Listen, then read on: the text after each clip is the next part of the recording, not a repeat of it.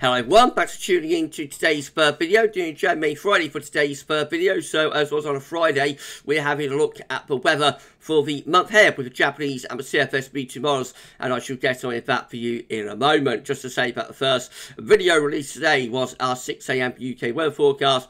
And we've also released the ECMWF 42-day forecast for the UK and Ireland. That's normally released on a Saturday, and you'll be able to compare the two now on the same day, JMA Friday and the EC 42-day, to see whether they're in agreement or not. But anyway, that's been released today as well. The 10 to 14 day coming up for you shortly. Also later this afternoon, please like, share, subscribe on all of the vids. Thank you so much, everybody, for doing that.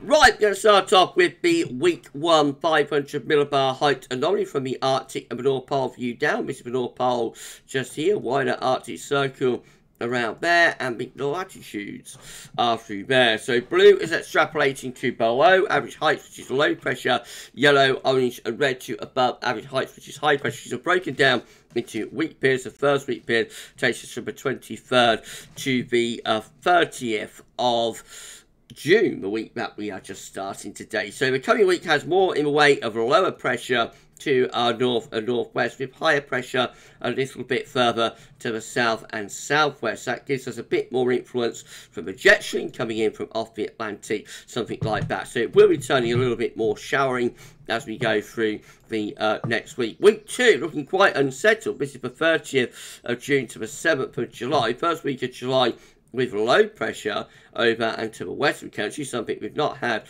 for quite some time, and so that does look like a significantly more unsettled week there, probably quite wet, especially so for the north and the west.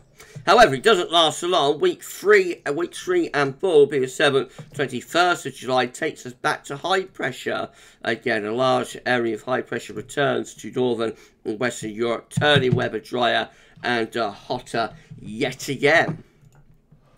This is a tropical and mid-latitude view, so we can't see the Arctic, North Pole, Scandinavia, Greenland, all those areas are off the chart up here.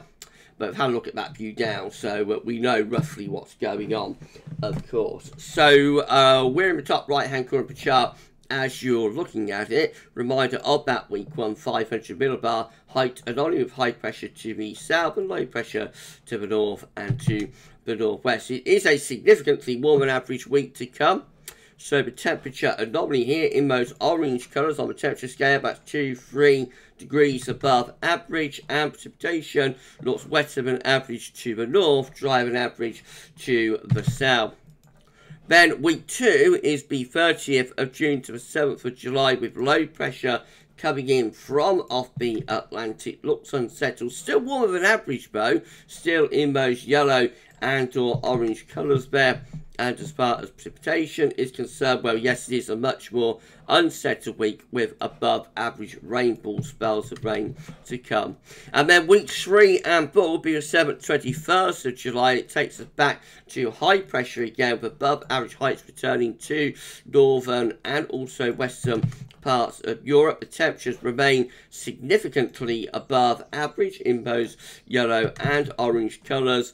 So warm weather continues, and of course with high pressure coming back, have a drying trend as well. So we find that the precipitation anomaly goes drier than average. Might be a bit transitional, could still perhaps be a bit unsettled in week 3, but certainly by week 4 we're probably back to high pressure and dry conditions. Right, let's compare that to CFSB2 then. So again, these are 500 millibar height anomaly, so break it down into a weekly period. The first week period will take us from the 23rd, 29th of June, the coming week with high pressure ridging up from the south, from the southwest. Low pressure is away to the northwest. Week 2 doesn't look as unsettled as the JMA. This is the 30th of June to 6th of July.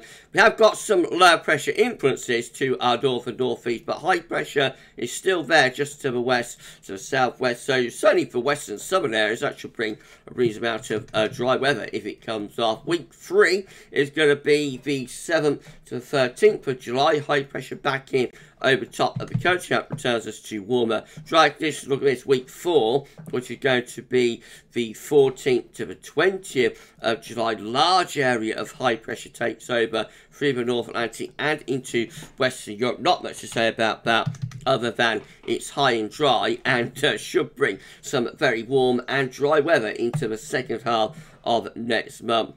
Temperature anomalies for week 1, 23rd of June to 29th, are hotter than average in most orange to red colours, which is like going on between 3 degrees above average. Week 2 isn't quite as hot, but even so, 30th of June, 6th of July, still above average. And then week 3 will be the 7th, 13th of July. That one also above average temperature. And week 4 rounds will off even hotter in week 4. It's the 14th, 20th of July, back to those deeper red colours. So again, 2 to 3 degrees above average. This could be a very, very hot July to come. And then precipitation-wise, for week 1, we look like this. So again, wetter than average to the north, drier than average to the south. Week 2, different from the JMA. For week 2, 30th June, 6th of July, that one is average to drier than average. JMA has that as wetter than normal. Week 3 will be the 7th, 13th of July. That one also a little bit on the drier side. And then week 4, we've lost the signal read by now, 14th, 20th of July, but I suspect that one will probably be drier than average as well, given that modest forecasting. We're sitting over a big sitting under a big area of high pressure. So there we go, everybody. I think we've got pretty decent agreement between the JMA CFS and also ECM WF42 data for July to have a lot of anti-cyclonic influences. Bit of disagreement between these models for next week, actually, just how unsettled it becomes. But even if it does turn unsettled next week, the trend is definitely back towards higher pressure once, like, the first week of July is out of the way. So we could have a very warm, maybe even a hot July on our hands. We shall wait and see, of course. We're going to be back shortly with your 10 to 14 day. You're going to see some very unsettled, having said all of this, on the 10 to 14 day, you're going to see some very unsettled looking charts. So you pay your money, you take your choice. More about that in today's fourth and final video. But for this one, JMA Friday this week, that's all now, and thanks so much.